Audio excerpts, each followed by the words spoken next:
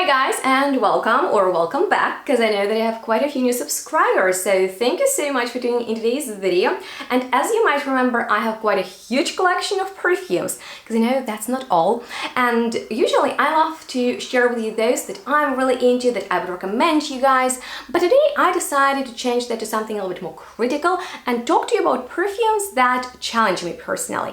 And I hope I won't sound too negative in today's episode, but please don't forget that perfume is a very subjective topic, and just in case you've ever experienced an unwearable fragrance yourself, comment down below. Check out the description box for more information, and if you find this is a fun video to watch, don't forget to give it a huge thumbs up for the algorithm. That will really help me, as well as feel free to subscribe to my channel because I would love to have you here. And once you're done with that, we can get started with the one from the brand 4160 Tuesdays that you guys know I'm a big fan of, and I probably have 20 plus perfumes from them because they're all creative, fun, and I love their style. However, I can't get friends with their Black Velvet Cafe. Cool name, but the fragrance is just too dry, woody, and bitter for me personally, because there is patchouli, woods, tobacco, and they added some funky oud note to this fragrance that smells like dirty socks dipped into espresso. And I hope I won't assault anyone with the description like that,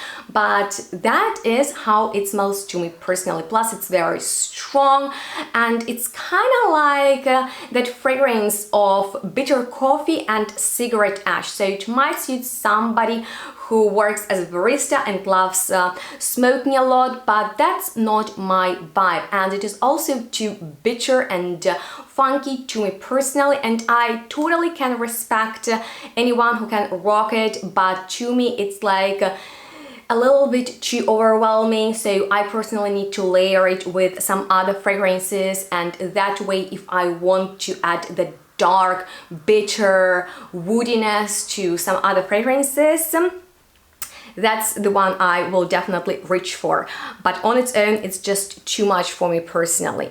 And with that being said, we are moving on to my blind buy from Fragrance World called Ambrosia Perfum that I purchased because it got compared to Cherry Oud by Gourmand, and that is a very luxurious fragrance that will be appreciated by anyone who loves more fruity, woody fragrances, but it's super expensive, and this is really affordable, so I thought that I will get a great dupe for the time when I'm in the mood for an woody fragrance with a note of cherry, but unfortunately it smells like fake leather, which is very off-putting, and also this unpleasant cherry note in there. I don't get any raspberry, no violet, nothing lush in here, just sharp synthetic cherry bitterness in this woody, very unpleasant artificial way. So please forget the myth that you really need to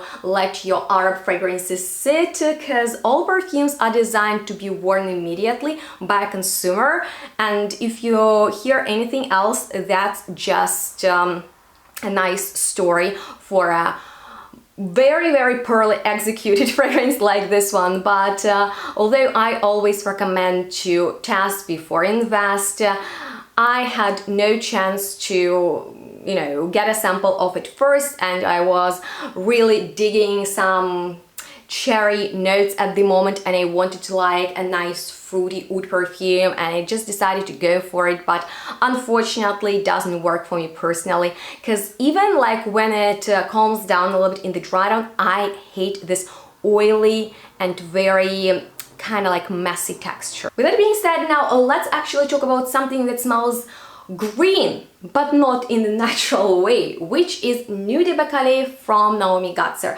I don't know where my travel spray is, but I remember as it won an award. So yeah, this perfume is very artistic. It is something really special. you have never experienced anything quite like it, believe me, because I noticed that everybody who smells on it goes like, wow, what is this? And if that's the reaction you want to get from a perfume and you might happen to like note of tuberose, then it might be worth sampling this fragrance, because I don't know if anyone can pull off such a bold green tuberose perfume. It is so strong, you guys.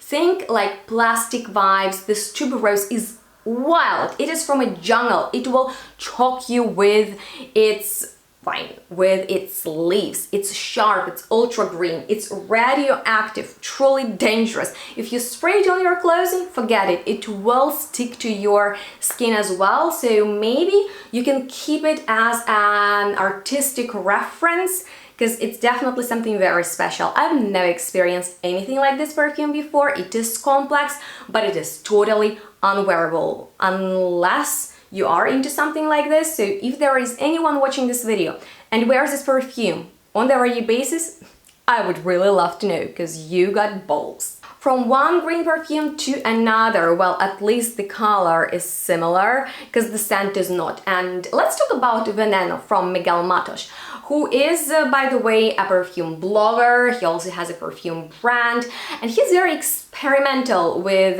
his fragrances. I actually like some of his perfumes, and I also enjoy that he is not afraid of animalic notes, which you guys know I am really into, but this fragrance is actually something very, very challenging. I'll explain why, but first things first, I want to let you know that it was actually created by one of my most favorite perfumers out there, Chris Morris, who is right there on the top under creative direction of Miguel Matos. And it actually is inspired by some deadly materials like poisonous flowers and forbidden substances, balms, but to me, it smells of musk, dirty, animalic musk that smells of unwashed human skin and scalp.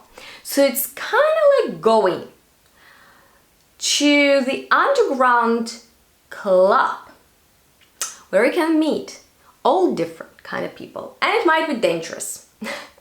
So yeah, that's how it smells to me personally. It is not a floral perfume at all.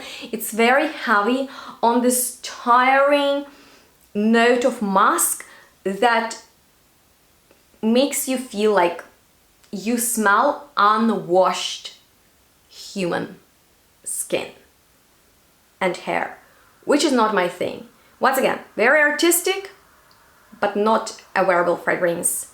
It's animalic, but unfortunately not in a sexy way, how I like my animalics to be.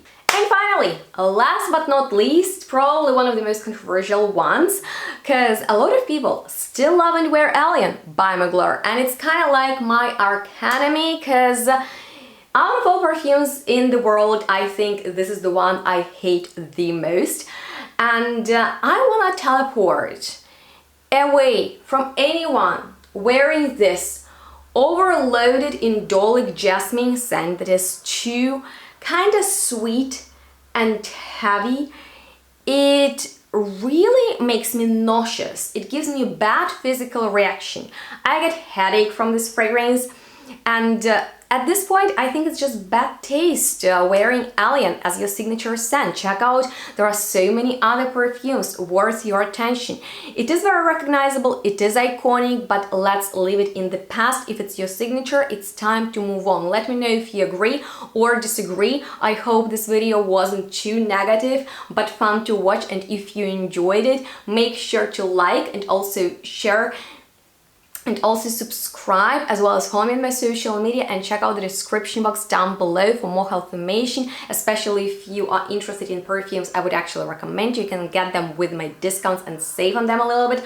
Of course, I would like to know about most unwearable perfumes in your opinion that you didn't have the greatest experience with. So I'm excited about your comments, and thank you so much for watching this episode. Stay tuned, smell good, and we'll see you in the next one really soon. Bye.